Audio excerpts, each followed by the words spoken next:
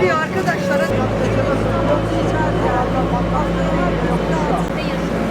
Aslında böyleydi. Öyle şeyler söylemeyin.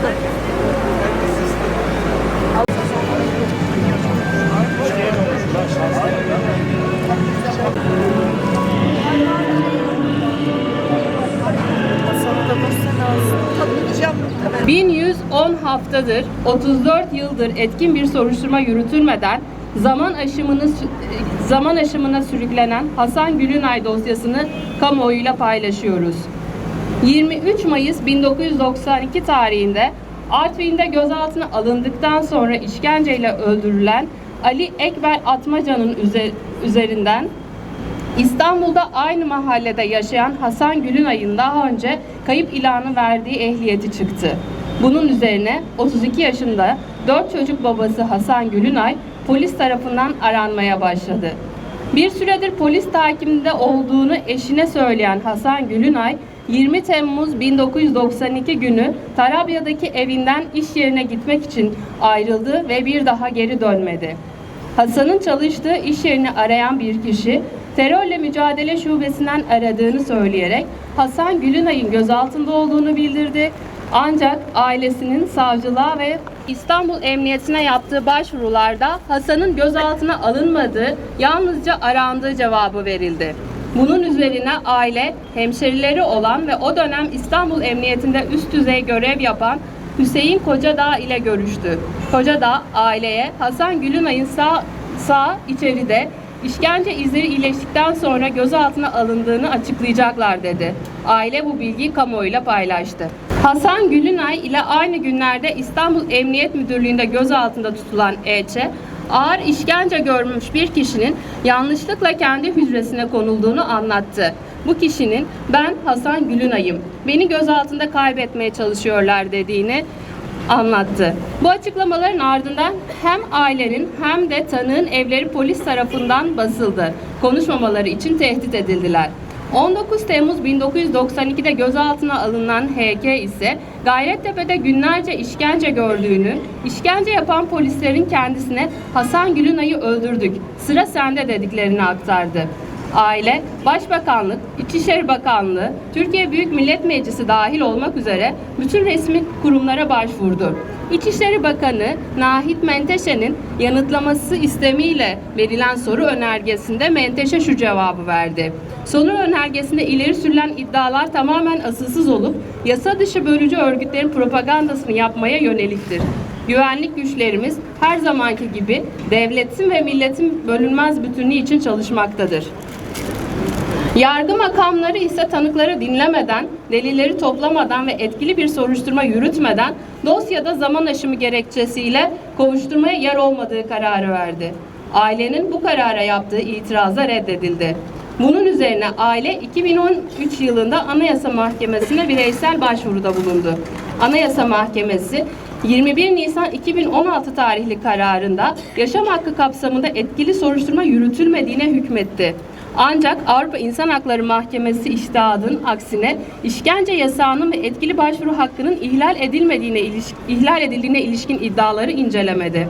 Ayrıca zaman aşımı süresinin dolduğunu gerekçe göstererek dosyanın yeniden etkili bir soruşturma yürütülmesi için savcılığa gönderilmesine karar vermedi. Böylece Hasan Gülünay'ın akıbetinin ortaya çıkarılması bir kez daha zaman aşımı uygulamasıyla engellendi. Hasan Gülünay'ın gözaltında kaybedilişinin 34. yılında devleti yönetenlere sesleniyoruz. Hakikati açığa çıkarmak ve adaleti sağlamak devletin vazgeçilmez yükümlülüğüdür.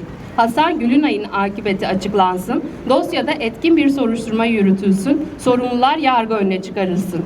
Kaç yıl geçerse geçsin, Hasan Gülünay için, tüm kayıplarımız için adalet istemekten, devletin evrensel hukuk normları içinde hareket etmek zorunda olduğunu hatırlatmaktan vazgeçmeyeceğiz. Babam Hasan Gülünay 20 Temmuz 1992 sabahı evden çıktı.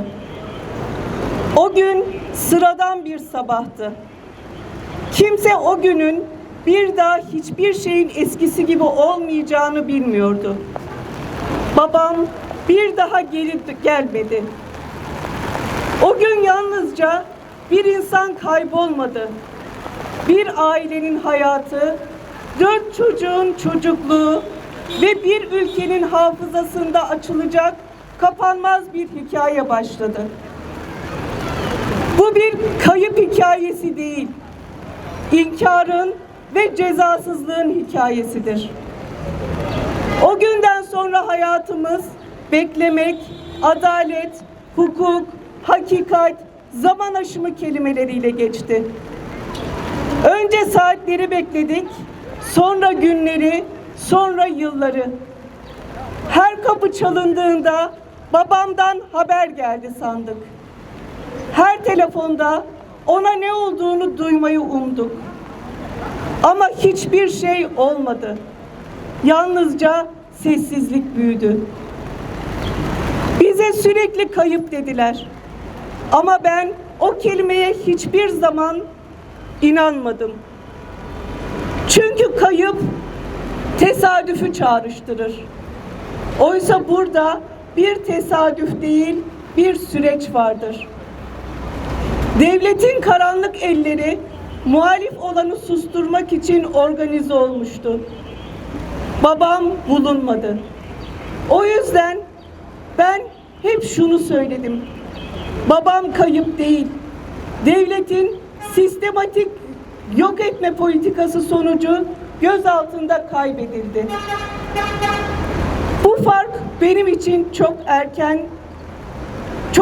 erken yaşta anlam kazandı.